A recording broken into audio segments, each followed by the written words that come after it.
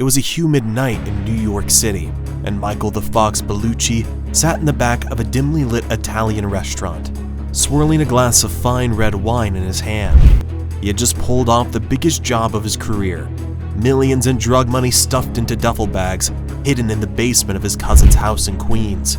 But as he glanced at his crew scattered around the room, celebrating the spoils of their crime, a nagging thought took root in his mind. This money, as valuable as it was, couldn't be used as it stood. It was too dangerous. Depositing millions of dollars in cash into a bank would raise immediate suspicions. Spending it recklessly would catch the attention of law enforcement. If he wasn't careful, his empire would crumble under the weight of this dirty cash. So like every smart criminal, Michael knew exactly what he had to do: launder it. Money laundering in the underworld is not just a skill, it's a lifeline. Without it, the millions of dollars earned through illegal activities like drugs, weapon trafficking, or extortion are worthless. But with the right moves, that dirty money can be cleaned and enter the legal economy without raising suspicion. For Michael, it was a game he had played many times before, yet every time he felt like walking a tightrope. The key was to make the money appear legitimate. The Fox had to be meticulous, using businesses, offshore accounts, and complex transactions to throw off the authorities. It was time to turn his dirty millions into clean, spendable cash. And in this dangerous game, one mistake could cost him everything. But how exactly does someone like Michael clean millions of dollars in illicit cash? What are the steps involved in making sure that money goes from illegal profits to legitimate income without leaving a trace? Welcome to the world of money laundering. And let's talk about the 3 stages of money laundering. Michael's dilemma is not unique. Criminals all over the world, from mobsters to corrupt politicians, face the same challenge. The answer lies in a process that has been perfected over decades, if not centuries. Money laundering doesn't happen in one fell swoop. It's a gradual, multi-step operation designed to ensure the dirty money blends seamlessly into the legal economy. At its core, money laundering happens in 3 stages: placement, layering, and integration. Each step has its own purpose and set of tactics, all aimed at one goal: obscuring the illegal origins of the money. The first step in Michael's plan is the riskiest one: placement. This is where he has to take those duffel bags full of cash and somehow introduce them into the financial system without raising red flags. This is tricky because banks, casinos, and other financial institutions are required by law to report large cash transactions, especially if they seem suspicious. So, how does Michael make his first move? He might break the millions into smaller, less obvious amounts. This technique is known as smurfing, where large sums of cash are split up and deposited in smaller increments across multiple banks or locations to avoid triggering alarms. Or he could funnel the money into one of his cash-heavy businesses. Restaurants, nightclubs, and car washes are common fronts for money laundering because they handle large amounts of cash daily, making it easy to slip dirty money into the mix. For example, Michael owns a chain of pizza joints across the city. On the surface, they're legitimate businesses with a steady stream of customers paying in cash. But behind the scenes, he's mixing his dirty money with legitimate earnings. Every night, a little bit of that illicit cash gets added to the day's takings, turning dirty money into clean revenue without anyone noticing. To the IRS or the bank, it looks like his pizzerias are just booming. No one would suspect they're a front for laundering drug money. The placement phase of money laundering is fraught with danger, primarily because it involves introducing illicit funds into the financial system. Criminals like Michael must navigate numerous risks to ensure their dirty money doesn't attract the attention of law enforcement. One of the most significant risks during placement is the potential for detection by financial institutions. Banks are required to monitor transactions for suspicious activity, and large cash deposits can raise immediate red flags. For example, if Michael suddenly deposits a large sum of cash into his business account without a reasonable explanation, the bank may file a suspicious activity report, SAR, with the authorities. Such reports can trigger investigations that could unravel Michael's entire operation. Law enforcement agencies are also actively working to detect and dismantle money laundering operations. Special task forces often focus on specific industries known for being exploited for laundering activities. If Michael's pizza restaurants are located in an area that has seen recent money laundering busts, he could find himself under heightened scrutiny. Another risk comes from competition and potential whistleblowers. Other business owners might suspect that Michael's sudden influx of cash is not legitimate and could report him to the authorities out of jealousy or a desire to protect their own businesses. Additionally, employees working in these businesses could inadvertently expose the laundering activities, either through negligence or by becoming whistleblowers for personal gain. The potential for betrayal from within is a constant threat for criminals engaged in money laundering. Once Michael has successfully placed his money into the system, the next stage begins: layering. This is where things get complicated, and that's by design. Layering is all about moving the money around in a complex web of transactions to make it harder to trace.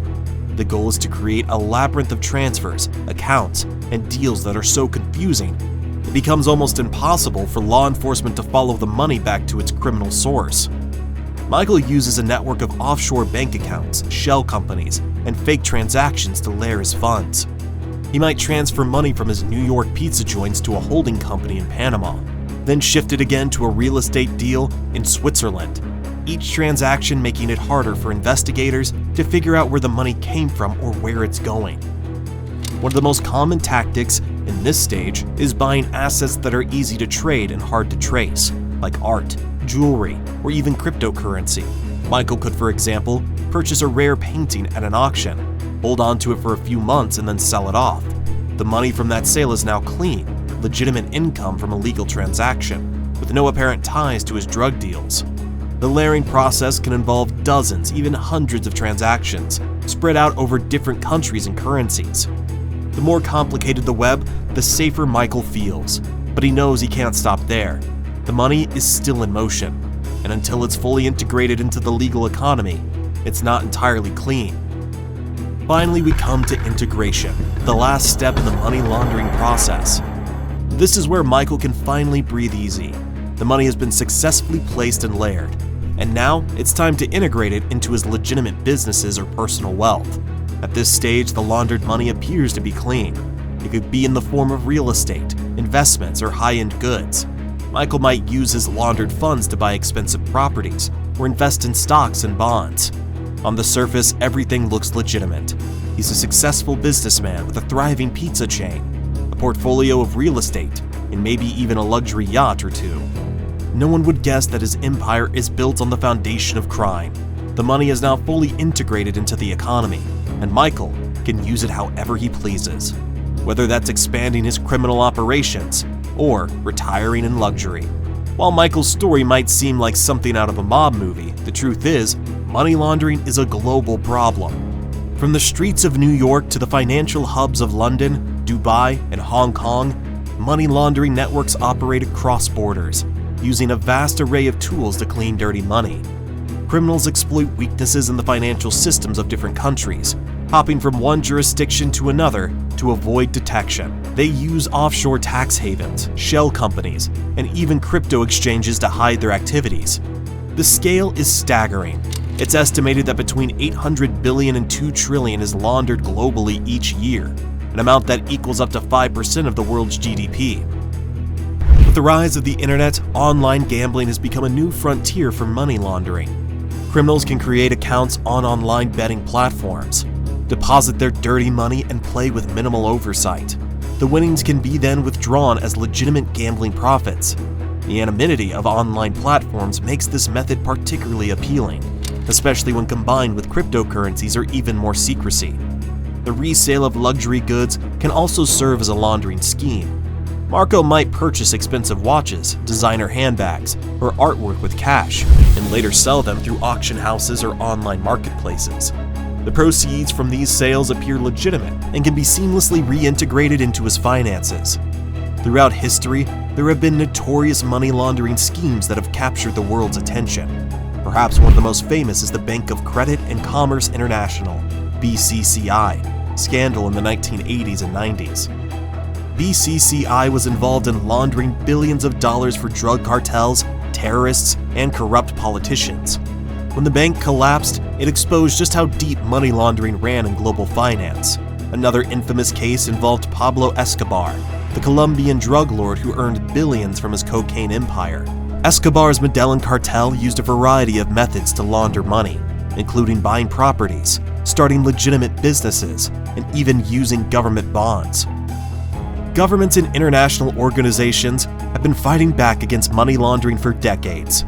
Laws like the Bank Secrecy Act in the United States and the EU's anti-money laundering directives have been put in place to prevent criminals from laundering their money.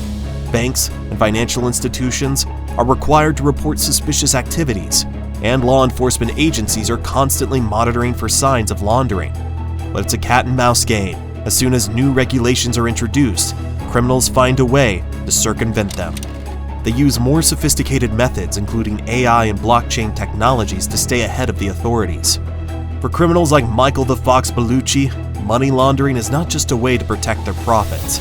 It's the difference between success and getting caught. As long as there's dirty money to be made, there will always be those trying to clean it. The techniques may evolve, but the goals remain the same: to turn illegal money into legitimate wealth.